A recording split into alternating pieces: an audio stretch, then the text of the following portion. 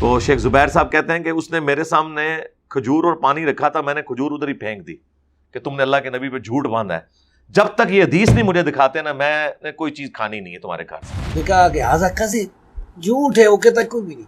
تو میں نے کہا رکھ دیا اسی گھر، میں نے کہا کہ لا اشرب شیئا ولا آکل شیئا انا فی بیتک ضیفک، حاتب صحیح بخاری اخرج لک الا فلا آکل شیئا۔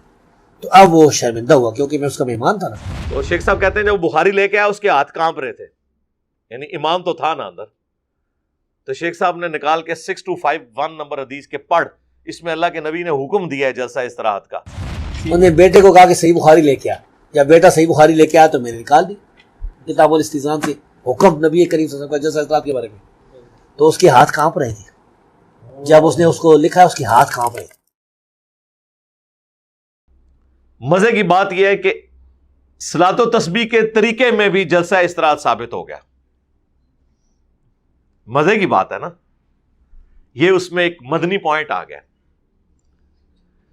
اچھا، اس سے بھی بڑھ کر فضائل اعمال میں، فضائل ذکر والے چیپٹر میں شیخ زکریا کاندلوی نے، تبلیغی جماعت والے، انہوں نے صلاۃ و تسبیح کا جو طریقہ لکھا ہے نا وہ یہی لکھا ہے سنن نبی داؤد سے، اور وہاں پہ جلسہ استراحت موجود ہے، اور عام حالت میں یہ جلسہ استراحت کے دشمن ہے، اور کہتے ہیں جی وہ ترمذی میں حدیث ہے کہ نبی علیہ السلام پنجوں کے بل کھڑے ہوتے تھے۔ بھائی ساتھ امام ترمذی نے لکھا ہے، یہ روایتی صحیح نہیں ہے۔ اور میں آپ کو یہ بتا دوں علا وجہ بصیرت، یہ سارے اس طرح کی حدیثیں محدثین نے لکھی ان کا منہ بند کرنے کے لیے کہ پہلے لکھو پھر دسو کہ جعلی روایتاں نے، باقی وہ میرے کہنے میں تو نہیں لکھی کوئی، میں نے تو نہیں ان کو ابھارا کہ آپ حنفیوں کے ساتھ دشمنی کریں اور ساتھ لکھ دیں کہ ضعیف ہے۔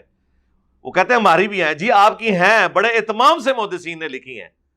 بغیر رفع الیدین والی حدیث بھی امام ترمذی نے لکھنے سے پہلے ہی 256 نمبر حدیث رفع الیدین کی لکھ کے عبداللہ ابن مبارک جو امام حنیفہ کے شاگرد خاص ہیں ان کا فتویٰ لکھا ہے، اور وہ کسی سند پہ نہیں ہے جو کراچی کا مفتی دھوکہ دیتا ہے کہ سند کی بات ہے۔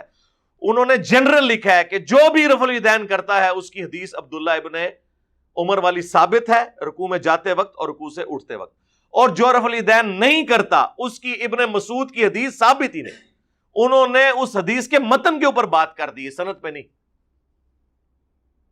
اور امام ابو داؤد نے جب یہ ابن مسعود والی حدیث لی تو ساتھ لکھا وَلَيْسَ بِصَحِيحٍ عَلَى هَذَا الْمَعْنَى، ان معنوں میں یہ حدیث صحیح نہیں ہے، چوڑ کے لکھ دینے اور پھر اوپر کمنٹس کرتے ہیں کہ یہ ثابت ہی نہیں ہے۔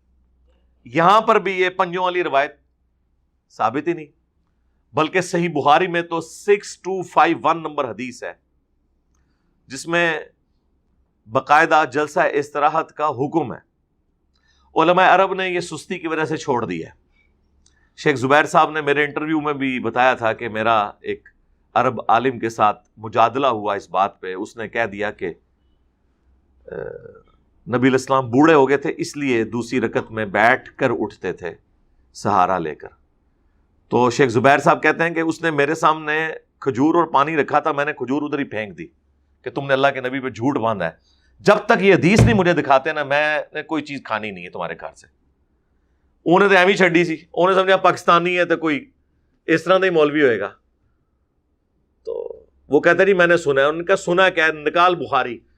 تو شیخ صاحب کہتے ہیں جب وہ بخاری لے کے آیا اس کے ہاتھ کانپ رہے تھے، یعنی امام تو تھا نا اندر۔ سر جلسہ استراحت ضروری ہے یا نہیں؟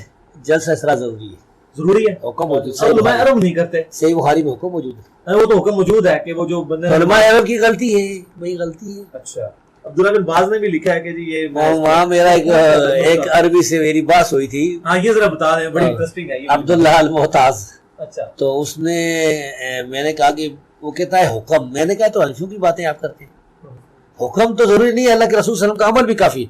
انہوں نے کہا نہیں حکم بتاؤ، تو میں نے کہا حکم بھی ہے صحیح بخاری میں، تو اس نے کہا نہیں کوئی صحیح بخاری میں نہیں ہے۔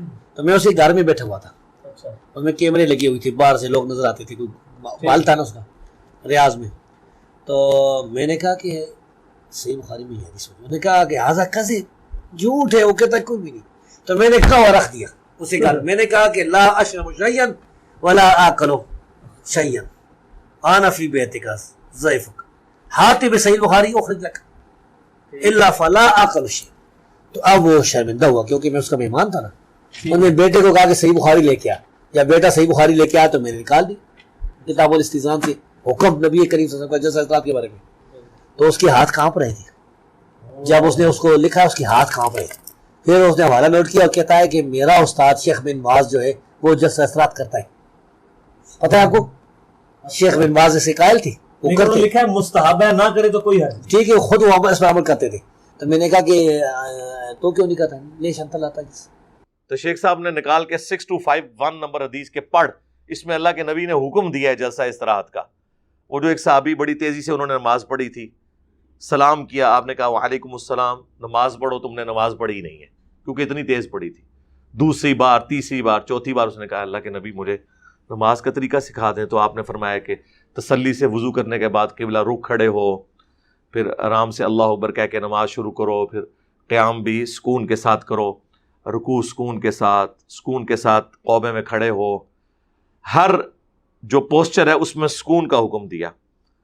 پھر فرمایا کہ پہلا سجدہ کرو, پھر 2 سجدوں کے درمیان سکون سے بیٹھو, پھر دوسرا سجدہ کرو, اور دوسرا سجدہ کر کے پھر بیٹھ جاؤ, اور پھر اگلی رکعت کے لیے کھڑے ہو. یہ نماز کی بریکیں ہیں جناب, 3 نماز کی بریکیں ہیں. ایک رفع الیدین, تیزی سے آپ کو نماز نہیں پڑھنے دیتی, یہ سنت. دوسرا سجدے میں جاتے وقت پہلے ہاتھ لگانا, اور تیسرا قیام کی طرف اٹھتے ہوئے جلسہ استراحت کرنا. اب وہ جب حدیث دکھائی تو وہ پھر مان گیا, کہتا ہے میرا استاد بھی جلسہ استراحت کرتا تھا. کون؟ مفتی اعظم سعودیہ بن باز, عبدالعزیز بن باز.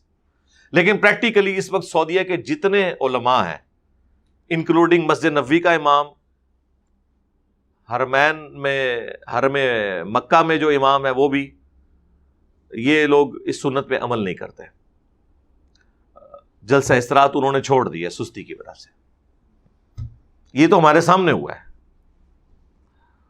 ہونا تو چاہیے. عبداللہ بن عمر جس طرح کنکریاں مارتے تھے نا, جز رفع الیدین میں آتا ہے, جو لوگ سستی کی وجہ سے رفع الیدین چھوڑتے تھے, ان کو بھی ویسے کنکریاں مارنی چاہیے, امام کعبہ کو بھی اور مسجد نبوی کے امام کو بھی, کہ تمہارے ابا جی تو باقاعدہ لکھ کے گئے ہیں, اور ان کی تو خیر اوقات ہی کوئی نہیں ہے. صحیح بخاری میں 6251 نمبر حدیث ہے, نبی علیہ السلام نے جلسہ استراحت کا حکم دیا ہے.